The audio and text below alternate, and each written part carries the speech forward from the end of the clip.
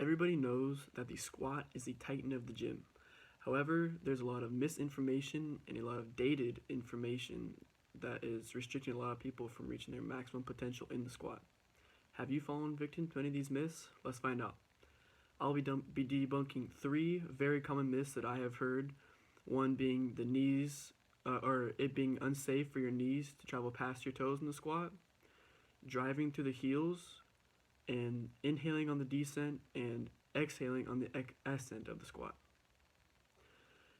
The first myth, the knees not being able to go past the toes, is not, it's a very dated myth. This is very old information. A study in 2013 found that when the same person did a unrestricted versus a restricted squat, in the restricted squat, a board was placed in front of the toes. Therefore, the knees could not travel past the toes. However, that reduced knee torque by 22% in the restricted squat. But in the unrestricted squat, hip torque was increased by 1,000%. If the knees going past the toes was harmful, doing everyday things like walking up the stairs would be very dangerous. If you find it hard to get deep enough in the squat with your knees going past your toes, I recommend getting a weightlifting shoe. It's got a raised heel to help with ankle mobility. It's about 3/4 of an inch off the floor. Another very common myth that I've heard in PE coaches or high school football coaches is driving through the heels in the squat. This has a lot of things that can go wrong with it. One being, if you lose balance because you're driving through one point in the foot, you lose force production because you're not able to stay planted to the floor. Another thing is, if you're driving through the heels, your hips could shoot up too fast, causing you to raise your torso after your hips are already up, putting a lot of strain on your lower back and possibly causing an injury.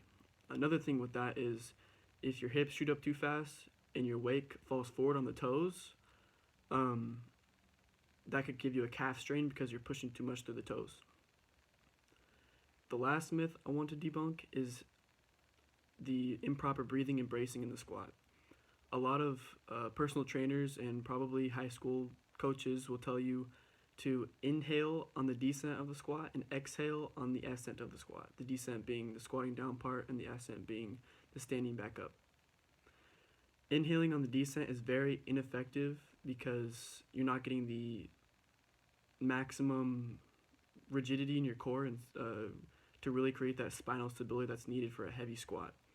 The proper way is called the Valsalva maneuver. It's when you, before you start the squat, you take a deep breath in, you tense your core, and you push against your stomach. There's also two parts to the breathing part. A lot of people will just throw on a belt, a weightlifting belt, to protect their back. But this is also ties in with the Valsalva maneuver because the belt is only useful if you are breathing and bracing correctly because you push against that belt to create the core rigidity.